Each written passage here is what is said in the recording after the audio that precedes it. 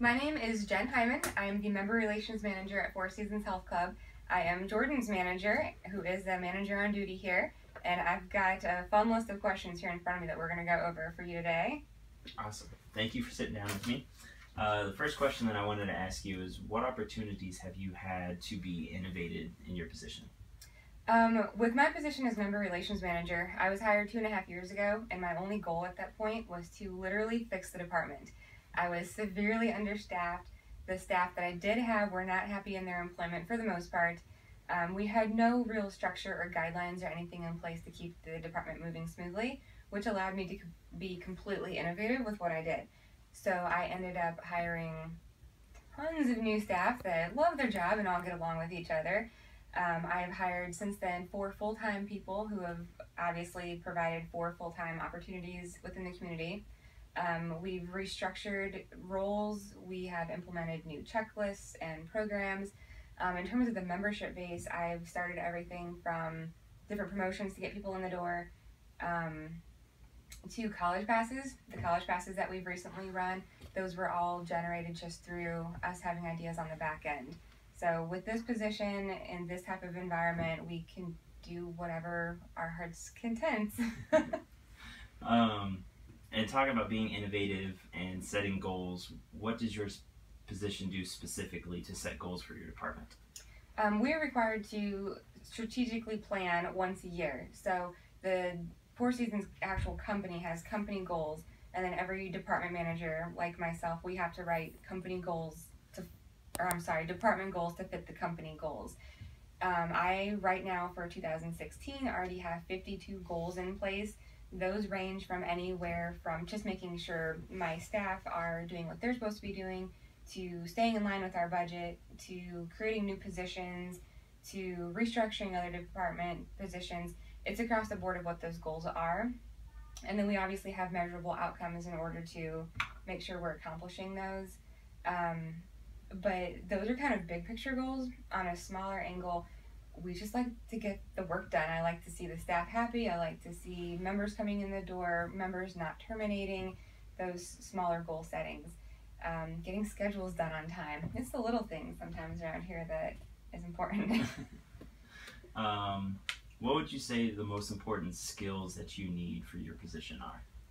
With being member relations, definitely people skills. I get along with my staff really well. I know everything about my staff in terms of their life, what they need to accommodate in terms of their work schedule with their life. And then with members, they are, as you know, all across the board from extremely angry to extremely pleasant all in one day, and you've got to be able to juggle back and forth and accommodate everybody. Awesome. People skills. So with working with a lot of different types of people, not only your employees, but members walking in the door as well, what would you say your leadership style is, and what works well with that, and then what also doesn't work that well with your employees? I should ask you that question. What doesn't work well? I'm a very, you know all this about me, I'm a very casual leader. I don't like anything in terms of punitive or discipline. We're all one big happy team. If I do something wrong, I expect you to hold me accountable, just like if you do something wrong, I would hold you accountable. We're all in this together. If the members end up hating Four Seasons and terminating, it's going to affect all of us, not just me, not just you. So I think just being relaxed with them and making sure that everybody knows we're all on the same team, and then being open and honest with people that if you're late for work, you know I'm going to call you on it, and if I'm late for work, I want you to call me on it, those sorts of things. Same with members. They just have to know that we know our stuff, that I'm confident in what I know around here, you are as well, and as long as we present that to them, then what we say goes. How would you measure success, not only as your position, but like in life and everything? We took it to the life level. Yeah. Just happiness in general. As you know, I have a master's in social work, but yet I work at the gym. So I really focus more on what people think and how they feel and how engaged they are with happy things in their life. So if my staff come to work and are happy every day, if the members come to the gym to work out and are happy when they're here, if I go home and I'm happy, even though I hear from Four Seasons folks all night, then I mean that's ultimately what we're shooting for here. Awesome. One last question. What piece of advice would you have for somebody stepping into the field looking to, who's just starting out in this industry? Get ready for the unknown.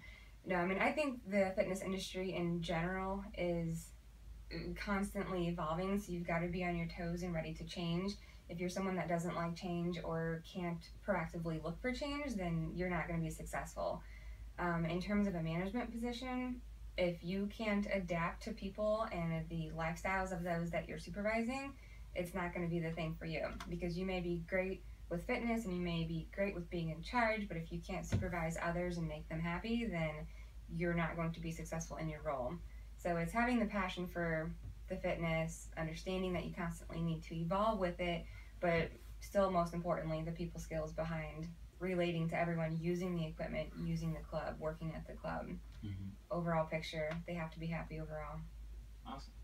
Well, thank you for sitting down with me. It's been an honor. Thank you, Jordan. Yeah, thanks.